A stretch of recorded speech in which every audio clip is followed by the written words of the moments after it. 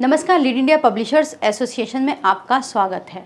नई संसद और विशेष सत्र की खूब चर्चा हो रही है और इसमें ये कहा जा रहा था कि किस किस बिल पर चर्चा होगी। तो इसमें एक बहुत ही महत्वपूर्ण बिल पर चर्चा होने वाली है जो कि मीडिया से जुड़ा हुआ है।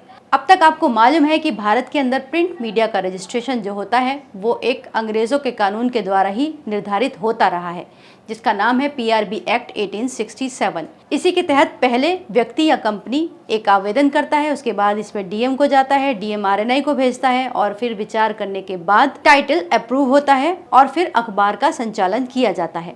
लेकिन ये प्रक्रिया बहुत ही टफ थी। इतना ही नहीं, इसके अलावा इसके अंदर क्रिमिनलाइजेशन का भी एक प्रोविज़न था, जिसकी वजह से छोटी छोटी बात पर प्रकाशकों को जेल भेज दिया जाता था। आखिरकार अब विशेष सत्र के अंदर प्रेस एवं पत्र पत्रिका पंजीकरण विधेयक 2023 पर चर्चा होगी। ये बिल राज्यसभा में अगस्त मंथ में ही पास हो चुका है। इस बिल को प्रस्तुत करते हुए सूचना और प्रसारण मंत्री अनुराग ठाकुर ने इसके संशोधन पर एक विस्तृत बयान दिया और उन्होंने बताया कि किस तरह ये कानून आउटडेटेड हो चुका था और अब इसके संशोधन की आखिर जरूरतें क्या हैं। और ये जो सेंट्रली कंट्रोल्ड रखा जाता था, इसको समाप्त करने का समय आ गया है। ये सिंपल भी है, स्मार्टर भी है, साइमल्टेनियस प्रोसेस भी है और ऑनलाइन हम इसको करके जो 8 चरण पे इसकी आपको स्टेप्स लेने पड़ते थे समाचार पत्र या पत्रिका को रजिस्टर कराने के लिए, अब 8 चरण नहीं होंगे, केवल एक स्टेप पर ही आपका रजिस्ट्रेशन हो जाएगा। अब सर इनको ऑनलाइन एप्लीकेशन देनी है DM और RNI यानी कि प्रेस रजिस्ट्रार के पास।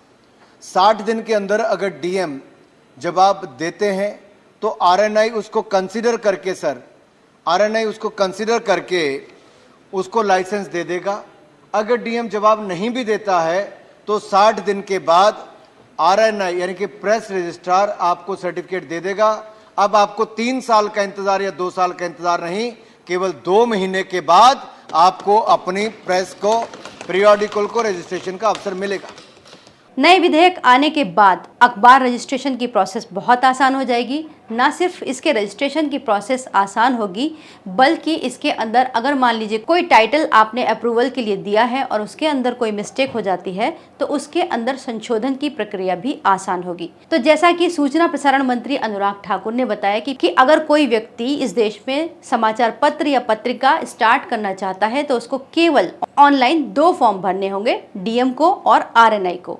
इसमें एक और अच्छी बात रहेगी कि DM जो कि अब तक अपनी ड्यूटी से ही अनजान थे कि उनको आखिर इस काम में करना क्या होता है, उनकी भूमिका भी लिमिटेड हो गई है, क्योंकि उस वक्त अंग्रेज़ों के कानून के मुताबिक DM ही जिले का मालिक होता था और वो पूरी नज़र रखता था कि उनके खिलाफ कोई भी आवाज़ न उठे, खास तौर से अखबारों के माध्यम से। इसके अलावा जहां हमने बात की कि रजिस्ट्रेशन प्रोसेस आसान होगी, एक और ख़ास बात है कि इसका डीक्रिमिनलाइजेशन किया है। सबसे बड़ी बात है कि इस देश में अधिकतर कानूनों में एक भय रखा गया था कि आपको जेल हो जाएगी। तो इसमें भी ऐसे 8 प्रावधान पुराने कानून में है कि आप छोटी से छोटी गलती करते थे तो आपको फाइन के अलावा भी 6-6 महीने की सजा थी। लेकिन मुझे कहते हुए प्रसन्नता हो रही है कि जैसा नरेंद्र मोदी जी के नेतृत्व में, माननीय प्रधानमंत्री जी के नेतृत्व में हमने डीक्रिमिनलाइज बहुत सारे कानून को किया है। हमने यहाँ भी अधिकतर जो प्रोविजंस हैं उनको डीक्रिमिनलाइज कर दिया है। केवल एक केस में जब आप बगैर लाइसेंस लिए, बगैर परमिशन लिए अगर कोई अखबार छापते हो या कोई मैगजीन छापते हो, तब भी हम आपको पहले नोटिस देंगे कि 6 महीने के अंदर आप इसको बंद कर दो। अगर आप 6 महीने के अंदर बंद नहीं करते हैं तब जाके आपको 6 महीने की जेल हो सकती है, अदरवाइज पूरी जेल वाली सजाओं से हमने आपको मुक्ति दिला दी है। होगा। इसी तरह कोई व्यक्ति अगर आतंकी गतिविधियों में लिप्त है तो वो अखबार का रजिस्ट्रेशन नहीं करा सकेगा। ये कानून तो पुराना ही है, इसे एज इट इज रखा गया है। इसके अलावा एक और खास बात इस कानून में रही है कि इसके अंदर अपीलीय बोर्ड की स्थापना की जाएगी। अपीलीय बोर्ड के अंदर 2 सदस्य प्रेस काउंसिल ऑफ इंडिया से होंगे और प्रेस काउंसिल इंडिया 2 और सदस्यों को नामित करेगी, बताएगी कि इनको कमेटी में रखा जाए। लेकिन अभी ये क्लियर नहीं है कि अपीलीय बोर्ड का काम क्या होगा।